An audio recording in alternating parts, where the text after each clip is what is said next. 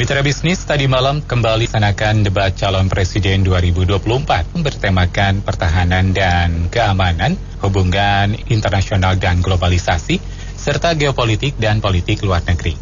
Menurut Anda, siapa yang mendominasi debat tadi malam dan apa komentar Anda mengenai pilihan debat yang ketiga ini?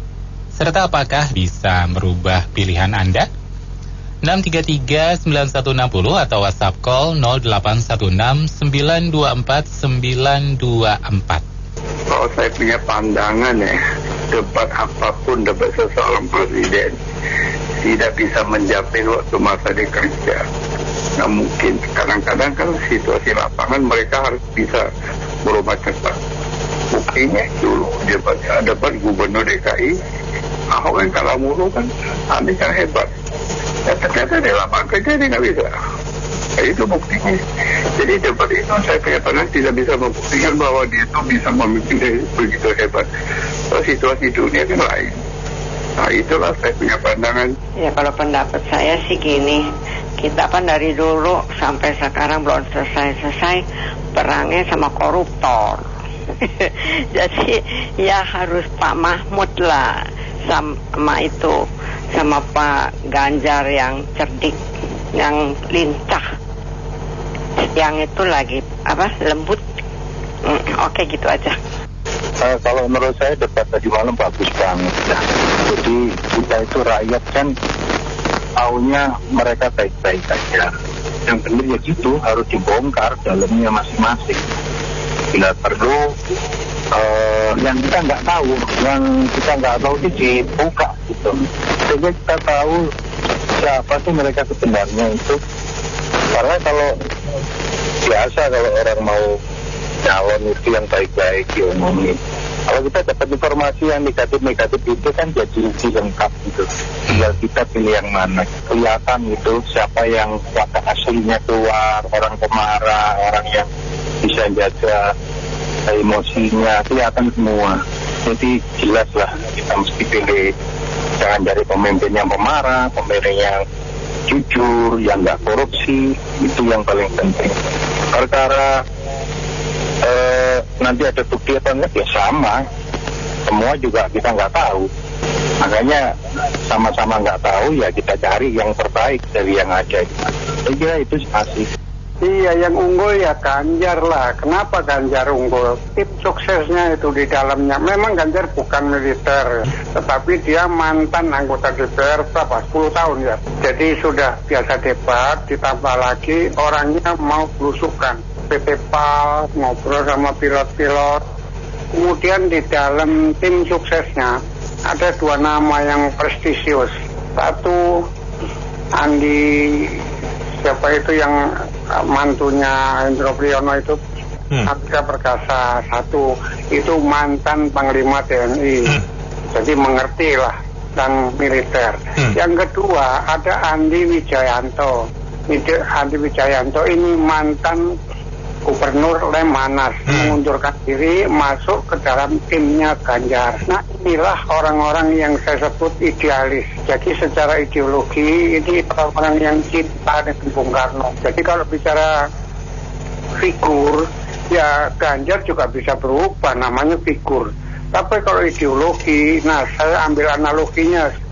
Analoginya itu yang terjadi di perang antara Rusia dan Ukraina. Ukraina itu kok mau dianeksasi sama Rusia. Karena secara ideologi Rusia itu sosialis, sementara Ukraina ini mau menjadi kapitalis dan masuk ke Uni Eropa. Jadi kalau ideologi itu relatif permanen, tapi kalau figur itu bisa berubah. Ya contohnya Pak Jokowi sekarang itu berubah, Prabowo juga katanya berubah. Jadi ideologi PDIP ini yang notabene menurut penilaian saya sosialis juga, tapi Pancasilais yang menciptakan Bung Karno. Ya kalau dia nggak kuat, nggak kita pilih, nggak kuat, nggak permanen nanti, bahaya, kelompok identitas, itu persoalannya. Jadi harus Pancasilais. Terima kasih. Ya kalau saya melihatnya itu jadi kayak hanya Pak Prabowo lawan Pak Anies ya. Jadi Pak Prabowo terpancing emosinya oleh Pak Anies. Saya sih berharap tuh kemarin harusnya udah langsung ngomong aja, kan dasmu keluarin Perpu. Karena memang tipikalnya Pak Prabowo itu memang dia komandan, otoriter. Jadi kalau sekarang dipositioningkan dia sebagai orang yang gemoy-gemoy, jadinya ya begitu jaim Pak Prabowo. Jadi kalau di posisi situ ya Pak Anies tuh kalau ngomong etika, dia harusnya berkaca ya. Ya dia kan bisa jadi gubernur kan juga ditolong oleh Pak Prabowo, dilegislasi oleh Pak Prabowo gitu loh. Nah terus kalau ngomong bicara pertahanan juga, ini kita bersyukur loh sama kepemimpinan Pak Jokowi 2 periode, juga Pak Prabowo sebagai Menhan. Pak Anies itu yang memulai terjadinya perpecahan. Pertahanan negara kita kan jadi terpolarisasi 2 kubu. Nah yang nyembuhin kan berarti Pak Prabowo dengan kebesaran hati bergabung dengan Pak Jokowi. Nah ini yang nggak disadari nih. Jadi Pak Anies itu ada 2 hal yang menurut saya tuh caranya agak kejam ya, tanda kutip ya. Satu, dia tanyakan itu pakai datanya debatnya Pak Jokowi sama Pak Prabowo soal lahan yang di Kalimantan 340.000 hektar. Nah, terus kedua ini yang paling parah. Dia tanya lagi ke Pak Ganjar soal rating, yang satu ratingnya 5. Ya kan, itu soal kemarin yang ditanya kepuasan untuk Pak Jokowi. Nah yang sekarang soal ini dia Pak Ganjar juga kasih 5. Tapi kalau Pak Anies tuh sambil bercanda bilangnya 11 dari 100. Itu tuh kalau buat ojol tuh parah. Ojol dari 5 bintang kalau kita kasih 1 bintang tuh udah blacklist, udah nggak bisa dapat order lagi. Jadi Pak Anies tuh lebih ngomongnya pribadi ya. Iya, jadi dia di permasalahan kemarin benar kata Pak Prabowo, dia lebih normatif, nggak ada hal yang penting. Tapi kalau secara overall jadinya kasihan lihat Pak Prabowo gitu loh, ya. Dia kan profesor lah. 2 bapak itu Pak Anies sama Pak Ganjar itu kayak baru lulus SMA. Ya di dalam hal ini kasihan lah sama Pak Prabowo gitu. Jadi kalau saya sih bersimpatinya begitu. Tentu juga milih dia kembangannya gitu. Terima kasih. Ya, jadi debat yang kali ini ya memang lebih seru menurut saya. 2 debat sebelumnya, pertama aku cawapres, yang pertama juga, kedua ini capres. Nah di sini tuh kelihatan yang lebih unggul ya Pak Anies dan Pak Ganjar. Kita bisa lihat ya bahwa Pak Prabowo ya dapat serangan dari kedua kubu. Ya karena memang topiknya juga pertahanan negara, hubungan internasional yang memang Pak Prabowo kan memang sekarang sedang menjabat juga. Jadi wajar lah menurut saya kalau memang kedua kubu itu menyerang, terutama kinerjanya Pak Prabowo. Cuma yang saya garis bawahi adalah cara menyerangnya, cara mengkritiknya tuh menurut saya kurang elok ya, elegan lah. Maksudnya ya nggak perlu lah sampai kayak bawa-bawa hal personal, kayak bawa tanah gitu ya. Sebenarnya ya itu kan disangkut pautkan dengan jabatannya. Ya, padahal tanah itu kan memang sebelum Pak Prabowo menjabat di menteri juga kan sudah ada. Nah, jadi itu maksudnya kalau memang mau menyerang dan kritis ya harusnya lebih elegan lah. Ya memang tapi karena itu ya jadi seru memang. Ya itu aja sih. Debat ketiga boleh lah saya kira ya udah mulai. Cuma waktu masing-masing peserta itu tanya itu waktunya harus ditambah lagi nih. 1 atau 2 menit supaya lebih seru nih. Tapi saya melihatnya begini. Kemarin yang paling bersinar itu memang Pak Ganjar. Di samping beliau memang menguasai, beliau juga mendapat keuntungan pada momentum antara si paslon 1 dan 2. Nah, kalau si Pak Anies, ini kelihatannya tim dia udah bisikin Pak Anies, kayaknya udah mesti selon nih, dihajar nih, mesti attack nih, mesti offense nih. Sehingga dia lakukan itu, termasuk isu-isu yang menyangkut pribadi lah, pemilik tanah lah, pokoknya pesawat bekas saja, nggak mau tahu, pokoknya serang terus. Menurut saya dia ngambil momentum, coba menaikkan elektabilitas dia. Tetapi saya melihat Prabowo kemarin berhasil menahan diri. Jadi bagus buat Prabowo. Padahal kalau boleh nonjok mungkin udah ditonjok itu. Lu dulu gua dukung jadi gubernur, sekarang lu main nyerang gua kan gitu kan kira-kira. Tapi menurut saya Pak Prabowo bisa mengendalikan situasi sehingga beliau menjawab juga normatif. Jadi targetnya Pak Anies saya kira nggak begitu berhasil. Tetapi di debat kemarin saya yakin elektabilitas dari Pak Ganjar itu naik. Mungkin banyak suara yang pindah ke dia. Jadi peristiwa semalam semakin baik untuk sifat debat. Ya tentu di dalam debat itu ya urusan pribadi juga dibawa-bawa lah, namanya juga kampanye kan, di dalam berusaha kan. Tetapi kalau saya urut-urutkan, Pak Ganjar pertama paling bersinar kemarin. Kedua, Prabowo. Artinya Prabowo coba terus diganggu sampai terakhir Pak Ganjar ikut-ikutan toh. Tapi beliau berhasil menahan. Nah, yang paling ujung terakhir ini Pak Anies, karena menurut saya strategi Pak Anies dan timnya itu gagal. Itulah yang saya lihat. Jadi mudah-mudahan kita akan lihat nanti, tentu tim mereka kan akan 1-2 hari ini kan mereka akan berusaha menetralisir apa yang kadang-kadang masyarakat menilai gagal di calon dia kan. Tim dia. Nah, nanti kita akan lihat survei dah. Oke. Nah, mudah-mudahan masih ada 2 kali lagi ya kita lihat. Tapi saya pikir memang bagus ini ya, di sinilah kita harus memilih memang yang mampu. Salam metal, bro. Burung Nuri hinggap di dahan, terbang melesat di atas gunung. Katanya Menteri Pertahanan. Giliran debat kok bingung. Saya mau sih komentar sedikit, bukan ahli menilai tapi merasakan apa yang saya rasakan waktu debat. Nomor 1 yang sebenarnya bagus, cuman adanya sinis. Dia karena timnas ya, jadi menit-menit pertama udah ngegolin. Jadi 02 itu udah kebobolan duluan, jadi mungkin jadi nervous. Nah, itu menurut saya kalau begitu nilainya bagus, tapi ada catat sinis antara 6 sampai 7 lah. Kemudian kalau Pak Prabowo 02 ini kelihatannya nggak siap untuk debat, serang kiri kanan. Menurut saya tuh pikiran saya dia yang paling jago nih karena Menteri Pertahanan. Ternyata meleset pikiran saya, jadi saya juga agak kecewa. Dari sana dukung Pak Prabowo, tapi terus terang kalau pertahanan ya otomatis Pak Prabowo lah gitu. Tapi sayang nih, nilainya 4-5 lah. Nah, yang ketiga ini, dulu kan saya pernah komentar tuh, ini sayang waktunya dibuang-buang. Kemarin Ganjar Pranowo itu selalu on time, tepat waktu. Bicaranya lantang, tegas, penampilannya bagus. Dan akhir jaketnya tuh ini. Jadi menurut saya itu dia tegas, lugas, dan cerdas. Saya anggap nilainya 8-9 lah. Nah, terus satu lagi komentar saya, untungnya itu Capres itu nggak pakai podium, saya baru tahu tuh. Kalau Capres yang podium, lalu Capres nggak pakai podium, dan itu oke lah debatnya. Capres oke, tinggal tunggu lagi yang akan datang. Ya, saya melihat semalam yang saya pikir itu Pak Ganjar lebih memberikan visi dan misi yang jelas dibandingkan kedua pasangan lawan lainnya. Untuk pasangan calon nomor 2 terlihat lebih mudah emosi dan terpancing, jadi saya juga berpikir sebaiknya tidak ikut dalam pilpres ini. Dan nomor 1 hanya terlihat seperti di Jakarta itu sebelumnya dalam kepemimpinan beliau hanya cuma membayarkan janji-janji aja. Jadi saya lihat nomor 2 lebih menonjol. Terima kasih. Kemarin Pak Prabowo ini entah dia nggak ada persiapan. Jadi Pak Prabowo itu bukan orang tipe menjelaskan bisa secara detail ya. Jadi dia pakai poin-poin penting saja ya.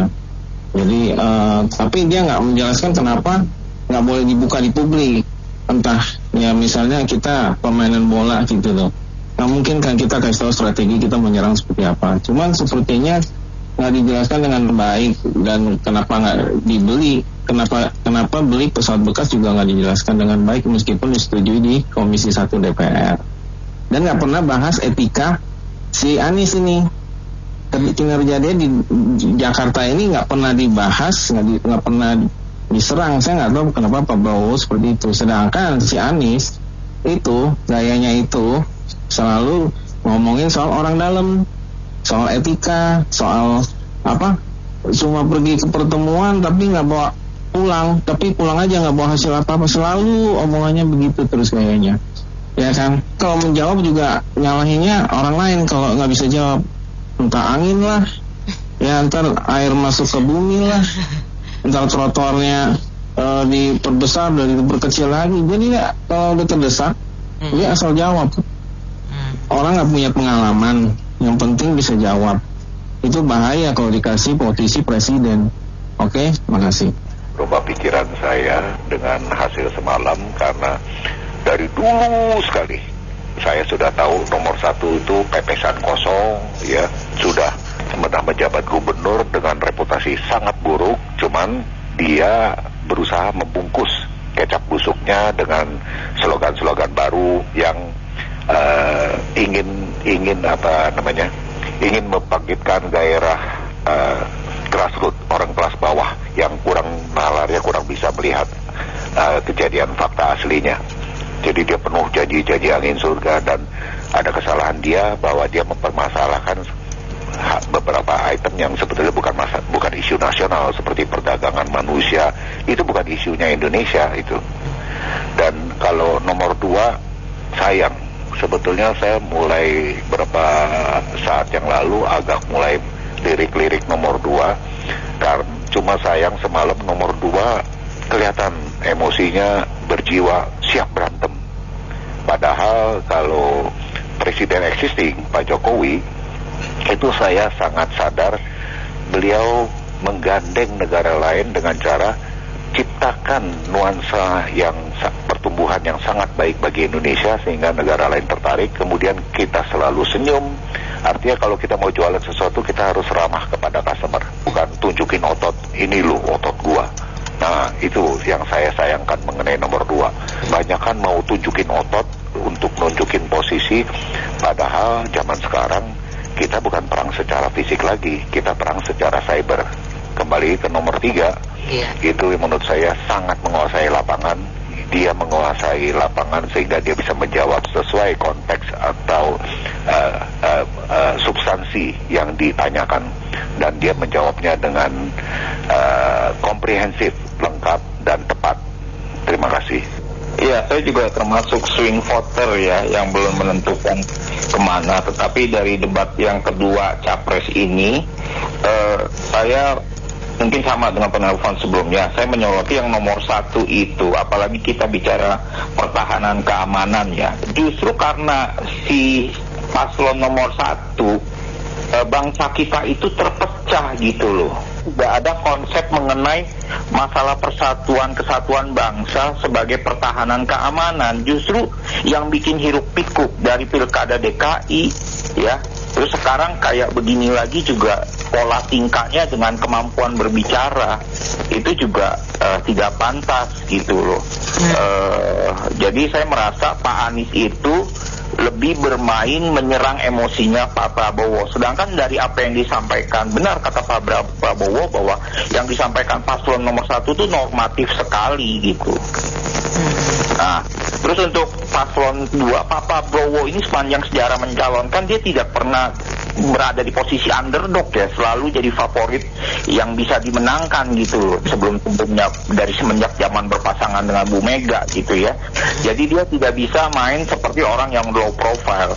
Nah, kebetulan kemarin itu dalam tanda kutip seperti terjadi persekongkolan antara paslon 1 dan paslon 3, kayak menyerang karakternya Pak Prabowo. Jadi karakter assassination begitu, pembunuhan karakternya Pak Prabowo. Jadi sehingga ide-ide Pak Prabowo itu tidak muncul secara original.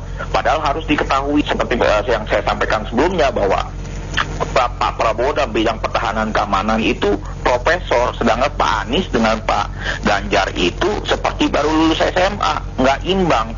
Sebetulnya ini materi yang sangat dikuasai Pak Prabowo. Terus yang ketiga, Pak Ganjar ini seperti sangat berhati-hati. Dia sudah menghindari blunder supaya tidak salah ngomong. Cuma yang di sini perdebatan yang tidak boleh adalah soal dipancing berapa harus menilai Pak Prabowo. Dikasih skor kalau nggak salah 5. Terus dibalas oleh Pak Anies adalah 11/100. Itu kan parah. Di sini ada yang perdebatan, bukan ajang penilaian. Jadi dia terprovokasi Pak Ganjar ke hal itu. Jadi itu menimbulkan tidak simpatik. Lalu dia juga ngomongnya masih juga seperti orang baca textbook, seperti dilatih gitu loh. Dia menyadari dan ini bukan bidang dia. Nah, jadi kalau mau diakuin nomor 1 dan nomor 3 itu dalam pemerintahan daerah itu tidak baik-baik amat. Nomor 1 masalah banjir, kemacetan harta itu saya kasih skor juga 1 dari 10. Pak Ganjar juga masalah kemiskinan di Jawa Tengah juga nggak bagus-bagus amat. Itu, terima kasih. Kalau saya nggak pernah nonton debat sama sekali, boleh hanya sepintas doang gitu. Kalau saya melihat itu dia ikut. Kalau untuk menurut saya sih yang cocok jadi pemimpin di Indonesia itu Pak Ganjar Pranowo dan Pak Mahfud ya. Karena kalau Pak Anies itu track recordnya kan waktu Pilkada DKI nggak bagus ya, memecah belah bangsa ya. Begitu pula waktu itu Pak Prabowo juga Pilpres 2 kali juga memecah belah bangsa, dan juga kasus penculikan mahasiswa ya. Terlepas Pak Wiranto terlibat atau tidak, tapi Pak Prabowo semestinya menolak kalau itu nggak betul. Itu kan bintang 2 dia itu ya. Nah itu menurut saya sangat tidak ada sih di dunia yang memilih presiden bekas pelanggar hak asasi manusia ya. Itu nggak ada setahu saya.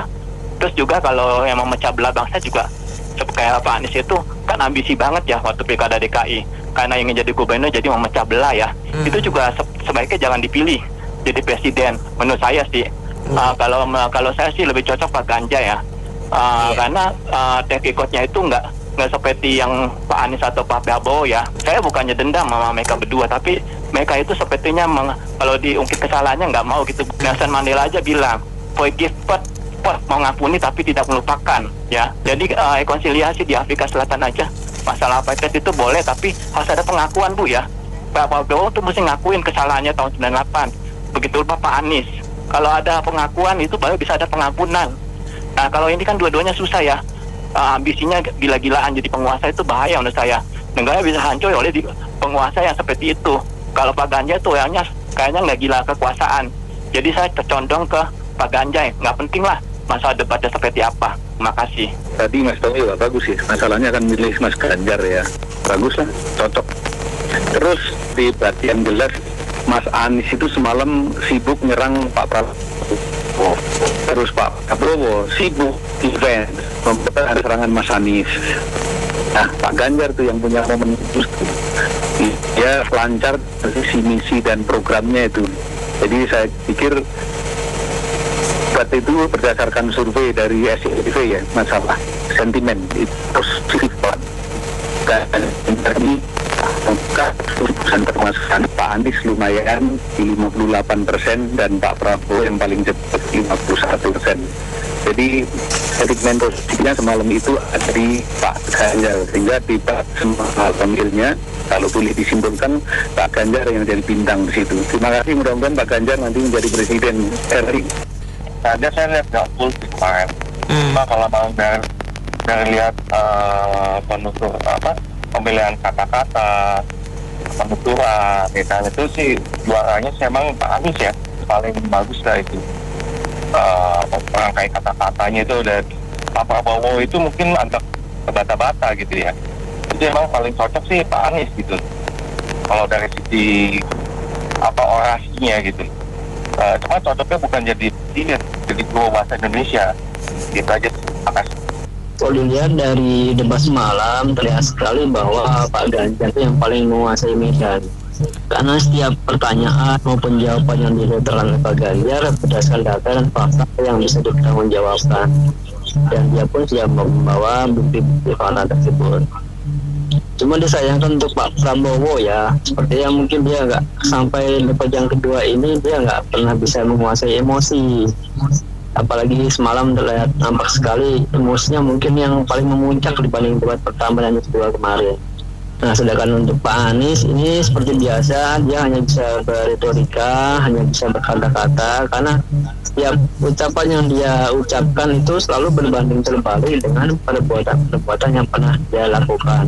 Apalagi pada saat kita flashback ke belakang ya, pada saat dia menjabat sebagai gubernur, itu fakta dan nyata di lapangan berbeda sekali dengan apa yang dia sampaikan di dalam debat-debat sebelumnya. Seperti itu.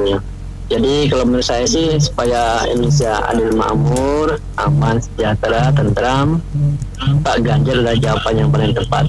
Menurut pendapat saya yang semalam saya lihat ya, memang siapapun yang jadi presiden saya sih nggak ada masalah ya.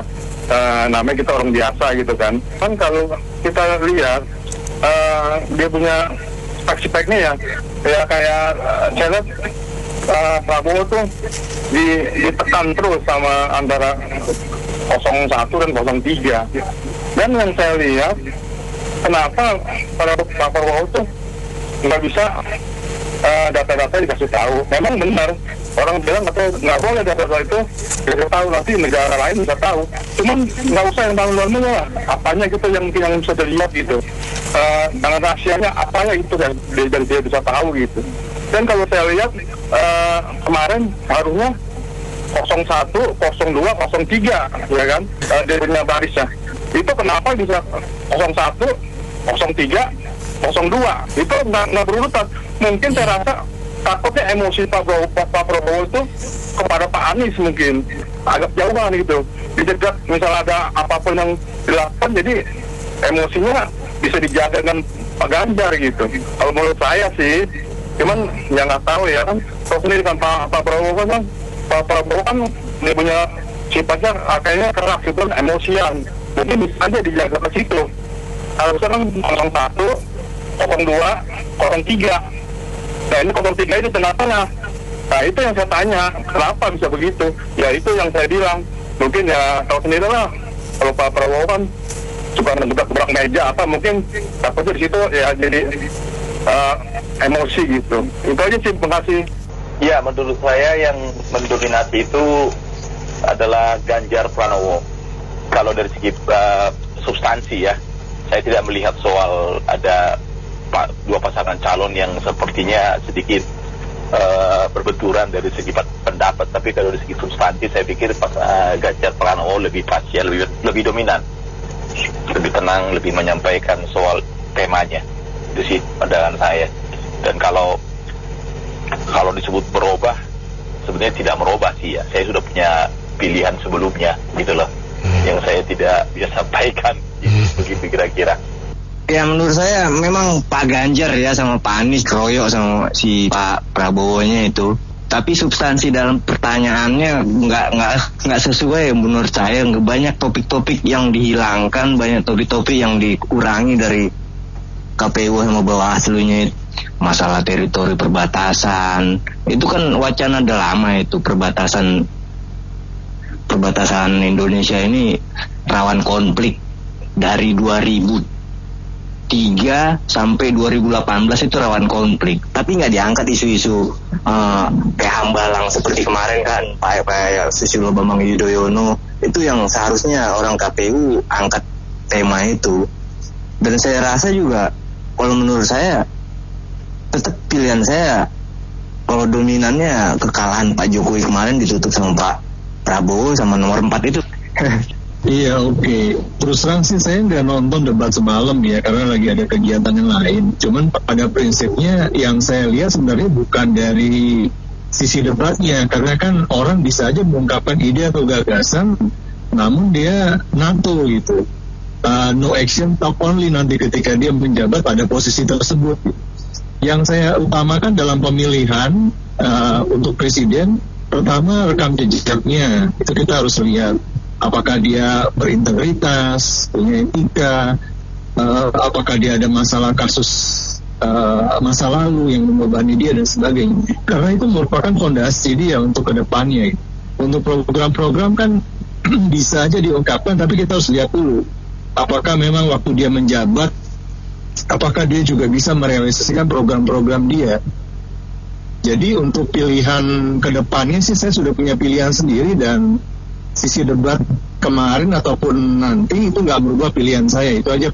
Iya, komentar sekilas saja.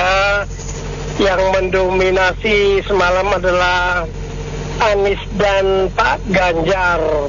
Dan Prabowo terkesannya panik dan kehilangan atensi daripada pembicaraan, malangan ngelantur kemana-mana tuh. Jadi demikian, bukan pilihan berubah, tapi pilihan semakin yakin untuk meninggalkan Prabowo gitu loh Bang. Ya memang debat capres ini memang sedikit sekali mengubah pilihan orang ya, karena kebanyakan orang itu memilih bukan karena rasional gitu, pertimbangan rasional yang akal sehat itu jarang. Yang ada itu yang kebanyakan itu adalah emosional, jadi berdasarkan suka dan tidak suka seseorang gitu terhadap calon. Jadi mau debat kayak apapun, menang atau kalah pun tidak akan pengaruh gitu. Nah yang kedua, tipe pemilih adalah tipe yang materialistik gitu. Jadi Cuma nggak ngeliat debat, nggak ngeliat ide, nggak ngeliat apa, yang penting hanya yang ngasih duit gitu. Jadi hanya dua aja tipe kebanyakan pemilih gitu. Jarang sekali ada yang rasional gitu, yang debatnya benar-benar dipelajari, yang siapa yang paling bagus idenya itu yang dipilih. Jarang ada yang begitu. Nah, tapi bukan berarti debat tidak penting ya. Debat itu sangat penting karena yang terpenting, yang terutama adalah agar kita semua rakyat itu punya catatan rekaman gitu ya, janji-janji capres itu apa gitu. Nah, saat debat itu mereka kan mengumbar janji-janji itu. Nah, nanti ketika sudah jadi presiden, siapapun yang jadi, itu kan kita tagih gitu. Kalau kita munculin lagi ini loh, dulu ngomong begini, mana nyatanya. Itu aja yang terpenting gitu. Ya bukan memilih akan mengubah pikiran untuk mengubah cara pemilih itu kecil kemungkinan ya. Terima kasih. Baik, terima kasih. Baik, mitra bisnis, kami sudahi partisipasi Anda dalam Businessman Opinion. Terima kasih, saya Anto Wijaya.